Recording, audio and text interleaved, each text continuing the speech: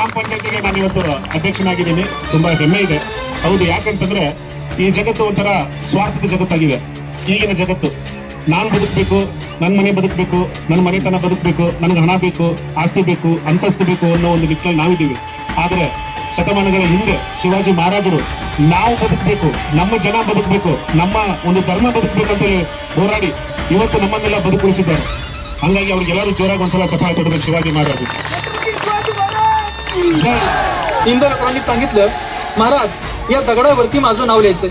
महाराजांना कळेना, अरे 2 गड बांधलेला माझा सरदार मागून मागून काय मागितलं, एका दगडावरती नाव पाहिजे. महाराज म्हणले, एवढं सगळं देत असताना तुम्ही दगडावरती नाव का सांगितलं? तर ते हिरोजी इंदोरकरांनी दिलेलं उत्तर फार सुंदर आहे, ते तुम्ही ऐका. हिरोजी इंदोरकर असं सांगतात की महाराज या दगडावरती माझं नाव लिहा आणि जगदीश्वराच्या मंदिराच्या पायरीपाशी हा दगड ठेवा. महाराज ज्या वेळेस तुम्ही लढाया जिंकून याल, मला माहिती आहे तुम्ही मंदिरामध्ये दर्शनासाठी याल, आणि महाराज ज्या वेळेस तुम्ही दर्शनासाठी याल त्यावेळेस तुमच्या पायाची पायधूळ माझ्या नावावरती अभिषेक करत राहील, म्हणून मला हा दगड इथं पाहिजे. बांधवांनो, रायगडावरती कधी गेला तर निश्चित जगदीश्वराच्या मंदिराकडे जा. तिथे एक पायरीचा दगड आहे, त्याच्यावरती एकच वाक्य लिहिलंय, सदैव सेवेसाठी तत्पर हिरोजी इंदोरकर. अहो, ज्या माणसाला